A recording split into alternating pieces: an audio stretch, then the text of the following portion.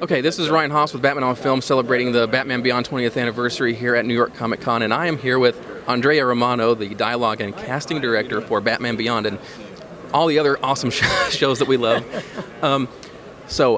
Have you been surprised at the kind of reaction that Batman Beyond got at the time and now, 20 years later? I'm delighted at both. I thought it did well when it first came out, and then over a couple of years we didn't hear a lot. People spoke often of Batman the Animated Series, but I didn't hear people, like I'd go to Comic-Cons and every once in a while someone would bring a Batman Beyond poster to be signed, but it wasn't talked about a lot.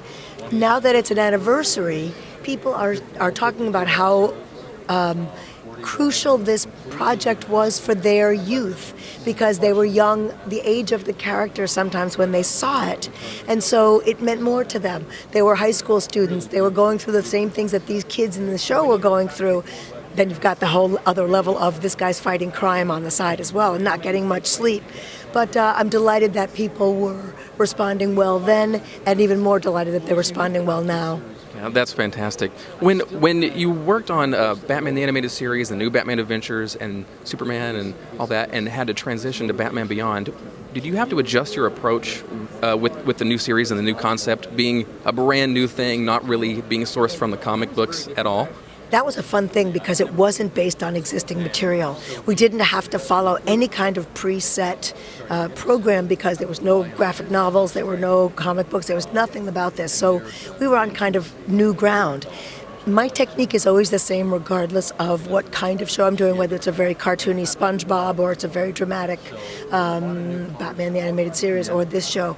And so it's a matter of, I always liked an ensemble record. I'm going to say that again because my voice broke. I always like an ensemble record. I like everybody in the room at the same time so that they can react, because a good part of acting is reacting. So when Kevin would speak and Will would respond, you can tell right then whether it worked. You don't have to wait until months later when you edit it together because you couldn't get the one actor, you have to edit it. This was right there. You could get the whole room of actors together, they could all play the scene twice, get a couple of pickups, you know you have it. That was great fun. And so all the actors, I think, enjoyed that process. And then you get to see that wonderful play with Kevin and Will, or whoever else we were bringing, Lauren and Will, Cree Summer, and all the kids that played the high school students. It was very fun. And what was good about that is you have all the kids playing high school students, listening to each other's voices and matching the age sound. Because you don't want someone who sounds like a 25-year-old and then someone who sounds like a 14-year-old. You want to make sure they all sound like they're about 16, 17 years old. And if they're in the room at the same time, you can tell.